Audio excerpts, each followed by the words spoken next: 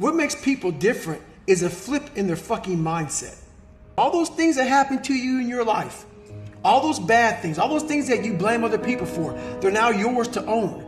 You gotta figure out a way to reprogram your mind to get outside the box. A lot of people will listen to this and they'll be motivated. They'll be fired up. They'll be so fired up it's not even funny. Motivation is just kindling. It starts to fire. But that kindling, once one raindrop hits that little kindling, it's burnt out. But it has to be something that's deep down inside. So motivation is like this. If you're married and your wife is okay and your bills are paid and the kids are good and the dog's good, if everything is good, you can find some motivation. Because why? Your life is happy. It's that motherfucker that wakes up in the sewer every fucking day, has nothing to fucking go home to, has nothing. Bills aren't paid, doesn't know when the fucking next meal's coming, doesn't know shit. And still says, fuck it. I am going to do what I have to do to get to where the fuck I have to go. That's the difference between motivation and drive, and then soon, obsession. Obsession makes a person, makes other people, like, so when you're around somebody that's obsessed, most people don't have any fucking idea what to call you. So they call you crazy. They call you crazy because they don't understand where you're trying to go. Right. What the fuck you're trying to do, what you're trying to be. So to the normal person, which we're all normal, we're all very normal. Once they turn that mindset to a point where they no longer want to be so-called normal, that's when you start to find out that motivation is not enough. It's not enough. You have to be that person who, no matter what's going on, if you're a big time runner, you don't care what temperature is. Like a whole bunch of people I run with, guess what they do every morning, every night? They look to see what the fucking temperature is going to be tomorrow. Right. What's the temperature going to be? So am I going to run inside or am I going to run outside? A person that's obsessed and wants to just get there, they don't give a fuck what the temperature is.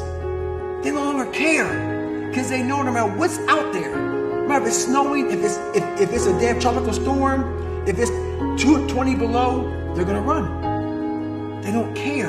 So there's no need to waste the time to look. Right. I'm just going to go. And that's how you want to get your mind.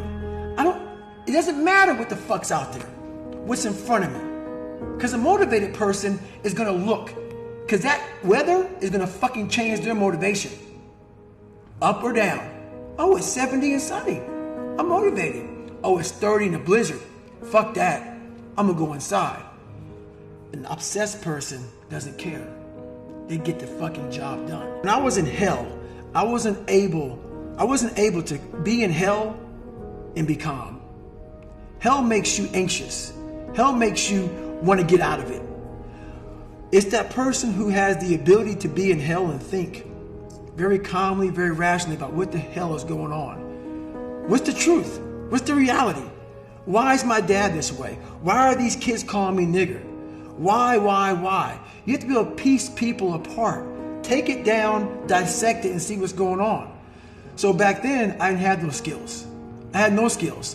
All I saw was a whole bunch of kids like me, but I no longer saw that. All I saw was the spray painting on my car, me being called nigger.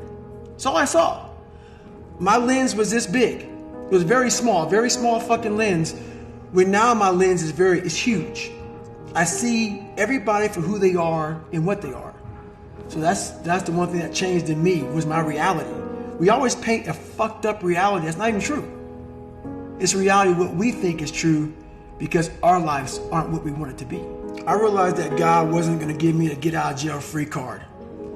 And from the time I was born into the time I was 19 years old, my life had these hurdles. I constantly hit obstacles. Obstacle after obstacle after obstacle. And I had to figure out how to manage suffering, how to deal with it, because it'd be part of my life forever. At least that's what I thought. So in order to deal with it, I had to be able to conquer it and overcome it and deal with it and know that in this suffering, there has to be some kind of growth. With every obstacle, I look at it as friction now. Without friction, there is no growth. You have to have friction in your life to grow. So I started looking at all these different things versus the woe is me mentality. Like, oh my God, look at my life. My life's so fucked up. I come from this fucked up family. I'm being beaten. I'm being abused mentally, physically. I started looking at it as the perfect trial ground. So I had to flip it upside down and say, okay, I'm suffering tremendously, mentally. Use this to your advantage versus your disadvantage. So that's what I did. Versus looking at it as like, oh my God, woe is me, I'm never gonna get out of here. I looked at it as, okay, hang on a second. If I can overcome this, if I can find some power in this, some way to get through this, that right there will be the fuel for the rest of my life. And so I found great strength in suffering. Great strength in it because why? Through all of that, it started to callous my mind over the victim's mentality. You have to recognize what you've gone through. And that right there gave me pride. I realized that very few people could turn upside down what I did.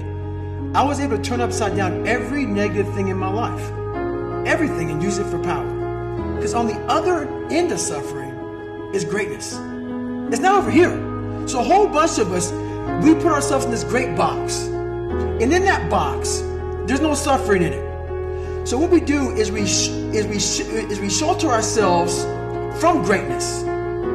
So for me, for instance, I was 300 damn pounds at one time in my life. Sprayed for cockroaches, made $1,000 a month. I was living in that box.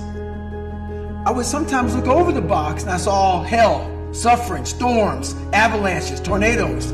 I don't want to go over there, but I knew if I can get through that shit mentally, on the other side was a 185-pound person who's a Navy SEAL, went through Ranger School. Only person to do this, only person to do that, only person to do this.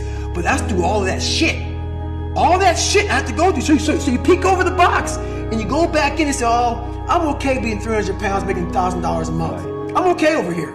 Because that hurdle is suffering. It's suffering. And when you're willing to go past suffering and see that suffering is one of the best ways you can grow, that you can overcome, because you can suffer for the long term. You can suffer slowly, or you can go through pain and then experience what's on the other side. And on the other side is where you really start your journey. People think they start their journey because they're born. No, there's a lot of people in graves who have lived 100 years and have never started their real journey. Your real journey starts when you go outside that box and you start climbing mountains. And you think you're at the top of the mountain, you go down the other side of it, you think, I'm here, and you look up, fuck, there's another fucking mountain. And it goes on, and it goes on, and it goes on. And just when you're getting ready to quit, you crest that final mountain, and you get down and you look, and there you are. And it starts to make sense to you then. It doesn't make sense to you until you get outside that fucking box. I'll talk to so many fucking people, and what I say is not for everybody. So many people don't have any clue on what the fuck I'm saying because they're in this box. And it's their brain. The mind's a very powerful thing. It has a tactical advantage over you all the time. It knows your fears. It knows your insecurities. It knows where you don't want to go. So it will guide you away from that. And that's why the mind will always win until you reprogram it. It will always win until you fucking reprogram it.